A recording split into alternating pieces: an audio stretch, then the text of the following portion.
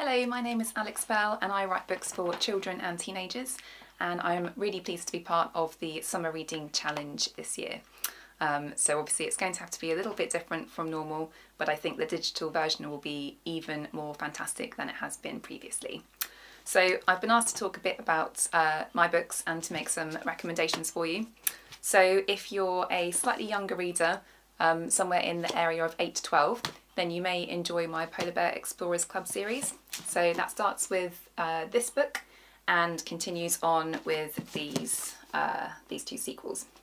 So these are magical adventure fantasy type stories about a girl called Stella who really wants to be an explorer in a world where girls historically have not been allowed to be.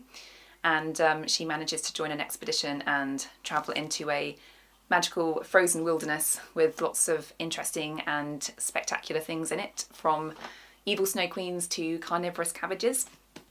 There is also going to be a continuation of that series with the Ocean Squid Explorers Club. So the publication date for this one is a little bit up in the air, and I don't think the paperback will be out for the summer, but it will be out on ebook in August if you want to continue the adventure there. But then if you're a little bit older, if you're a teenage reader who likes slightly scarier books, then you might enjoy one of my either one of my horror novels. So Frozen Charlotte is probably the one that's been the most popular, and that involves a girl basically discovering a lot of very scary haunted dolls. So I would suggest you only go for that if you like your books quite scary, because I've heard people say that it has been a book they have to read with the lights on. Otherwise, my newer YA book is Music, Madison, Hurricane Town. That's not a horror book as such, but it's like a dark urban fantasy set in a magical world with lots of magic and witches and werewolves and things like this. So check that out if you're a slightly older reader who likes their stories a little bit more spooky.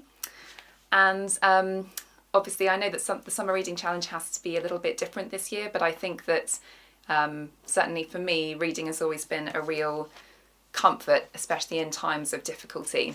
And I think that there is something quite magical and really special about a book, because it is basically like a whole other world that you can just carry around with you and dive into whenever you like, sort of perhaps whenever this world gets a bit too stressful.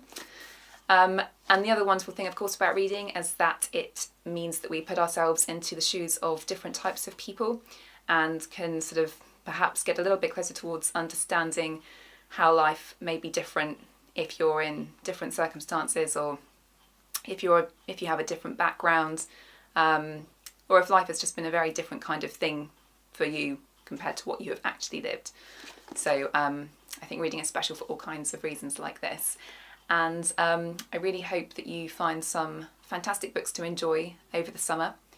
And even if the Summer Reading Challenge has to be a digital version this year, I think that there probably will be lots of really special things to enjoy about that perhaps we wouldn't have got to do otherwise.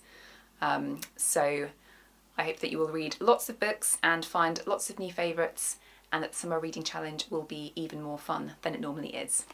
So best of luck with it, and happy reading!